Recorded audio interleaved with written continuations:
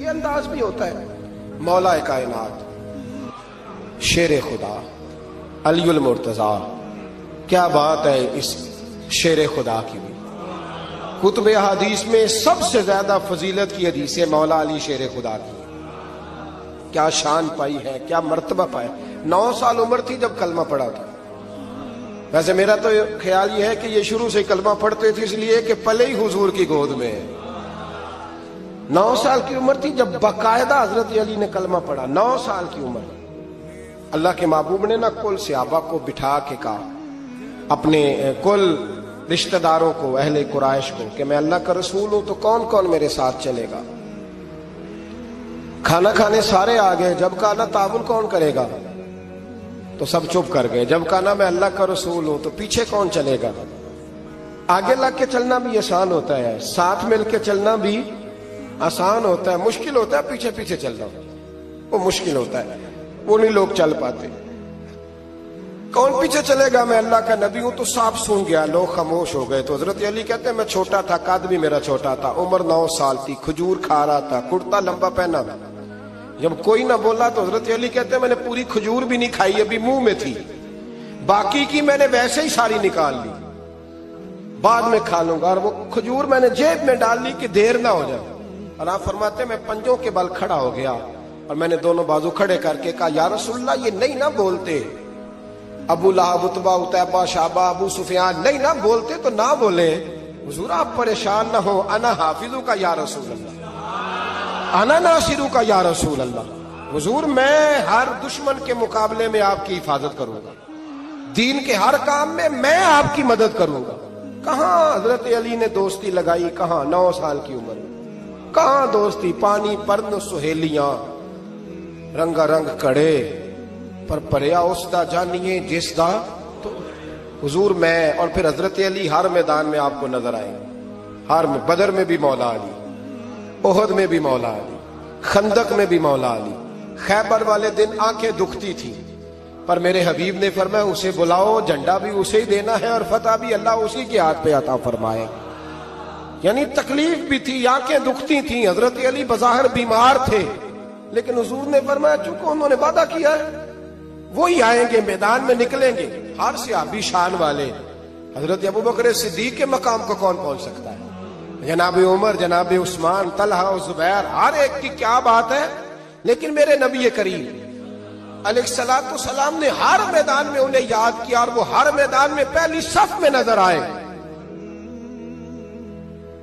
63 سال عمر تھی حضرت علی کی. کوفے کے بازار سے گزر رہے تھے، ایک کافر نے آ کے خنجر مارا اور جناب علی المرتضیٰ شیر خدا کی داڑھی سے جب خون نکلا نا، وہ 9 سال کی عمر میں وعدہ کیا تھا کہ میں دین کا مددگار بنوں گا. اور جب 63 سال کی عمر میں زخم لگا کوفے کی گلی میں تو جناب علی نے اپنا خون دیکھا اور جب زمین پہ گر رہے تھے تو پتہ کیا کہہ رہے تھے؟ فزت برب الکعبہ، لوگوں رب کعبہ کی قسم میں کامیاب ہو گیا، میں نے آج اپنا وعدہ نبھا دیا.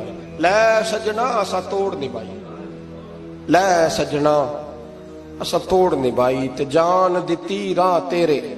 ختم ہو گئی بات. لے او سجنا اسا توڑ نبھائی. عشق لگا سی کھیڈاں کھیڑ دی لو تے پھر مینو کھیڈاں بھول گئیاں. میں کجل پایا سی یار دے ویکھنے، پھر وہ یاد روندیاں ہی ڈول گئیاں. تے حیدر شاہ اس گلی کدے بھی نہ رول دی پر ہن تے رول گئیاں. تے بلے شاہ دی او جانے سانو اپنی توڑ نبھا لیندے. عزیزو یاد رکھو اللہ رسول سے رشتہ نا ہر لمحہ نبھاؤ. میں نے جمعے والے دن بھی کہا تھا کہ مجھے سمجھ نہیں آتی کہ شب برات کو لوگ رو رو کے دعا مانگتے ہیں. میں نے معراج شریف کی رات زیادہ دعا نہیں منگائی. میں کہتا ہوں کہ اتنا مسلمان ساری رات رو رو کے دعا مانگتا ہے تو سویرے کرپشن تو پھر بھی نہیں ختم ہوتی. توبہ کا ترجمہ یہ ہے کہ پچھلے گناہوں پہ شرمندہ ہوں تو آئندہ نہ کرنے کا وعدہ کرتا ہوں. یہ توبہ ہے. یہ بولیے.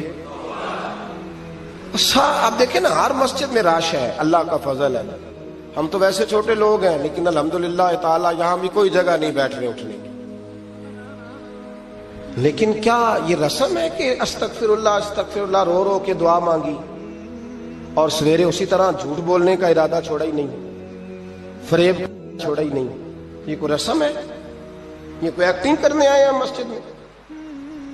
ایک دستک دے رہا ہوں، آپ کو سمجھا رہا ہوں۔ توبہ کا مطلب یہ ہے کہ آج کے بعد جھوٹ نہیں بولوں گا، آج کے بعد غیبت نہیں کروں گا، آج کے بعد حرام نہیں کھاؤں گا، کسی مسلمان کو تکلیف نہیں دوں گا، ماں باپ کو نہیں ستاؤں گا، کسی کی عزت کو نہیں اچھالوں گا۔ یہ توبہ کا معنی ہے۔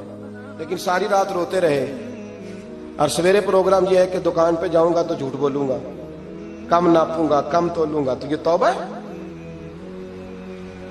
دیکھیں نا، مجھے پتا چل جائے کہ ایک بندہ میرے سامنے آ کے کھڑا ہوا ہے پر وہ جھوٹا ہے، وہ میری تعریفیں کر رہا ہے پر جھوٹا ہے، مجھے غصہ آئے گا کہ نہیں آئے گا؟ لیکن اللہ رسول کی بارگاہ میں ساری رات رو رو کے ہائے ہائے کرنا، سویرے پھر وہی پروگرام، مانا کوئی نہیں اس کا۔ اپنے آپ کو بدلیں، تبدیلی لائیں۔